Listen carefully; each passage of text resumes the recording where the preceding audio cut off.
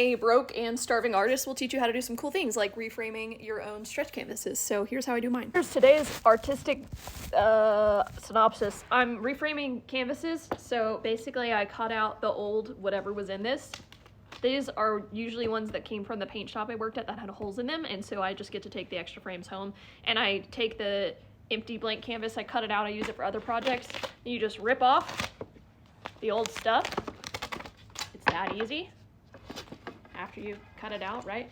And then I take this stretch cloth it's just a canvas fabric, and I cut it a little bit bigger than a frame. I give it about an inch, or I don't know, maybe 1.5 inches on the edges on every single side.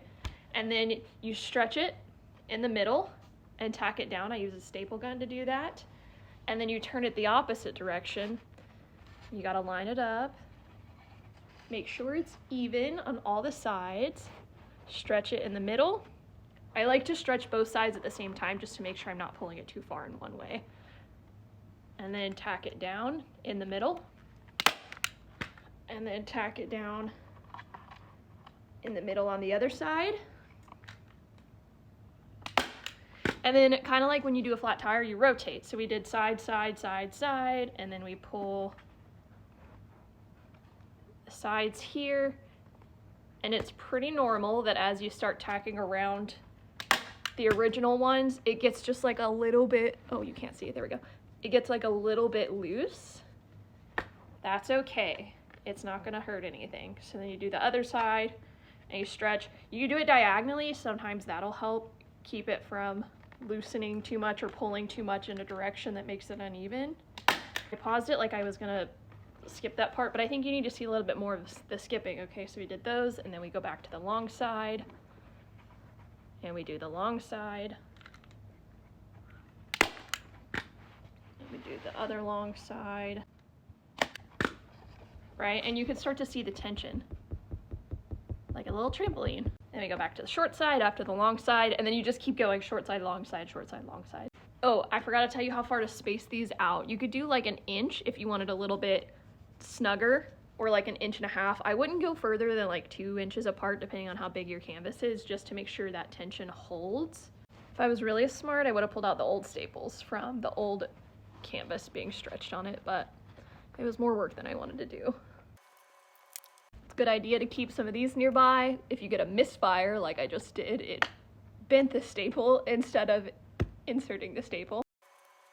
If you want a pro tip, while you're stretching, you can watch the lines of the fabric and make sure they're not becoming really wavy. That way you know you're evening your tension on either side as you pull.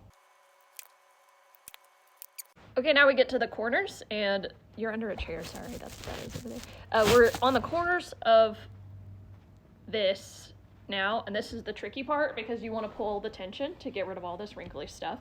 And so the way I like to do it is I like to pull one side all the way tight as far as it can get, pinch it and hold it with my finger while I pull, there we go, the corner itself, and then I pull over the other side, flush with the side, and that'll usually tension it in the front. It does leave my corners a little bit bulky. Sometimes people cut out that extra piece. I'm just not good at getting the right part cut out, and then I end up with a hole, and then it splits, and then it goes to the front. So I just leave the excess, get it right in the middle of all those folds, and then I have this. It does leave it a little bit bulky in the back, but now that I've stapled it, I could cut off this extra piece if I wanted to.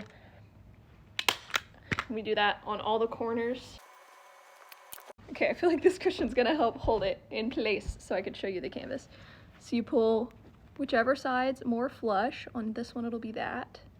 And then you pull the corner down, let those fold, and then you pull the last side over. And sometimes it'll be a little more bulky, sometimes it'll be a little bit less. But that's it. And then you have a nice tensioned corner. We are completely stretched. If you want to get rid of the wrinkles, all you have to do is put hot water on the back of this. It'll get rid of the wrinkles. We're going to cut off all of this excess outside of our staple lines. I trimmed off the extras. It looks nice. You could do the hot water thing to bring this all unwrinkled and then prime it. The series that I'm doing, I need this to not be primed, actually, so it's gonna stay bare. I'm gonna lint roll it to clean off all the cat hair that it picked up, and then I'm just gonna use a little adhesive of some kind to hold down the edges since I'm not priming. That way it doesn't fray too much in the back. That's it. We have stretched our own canvas.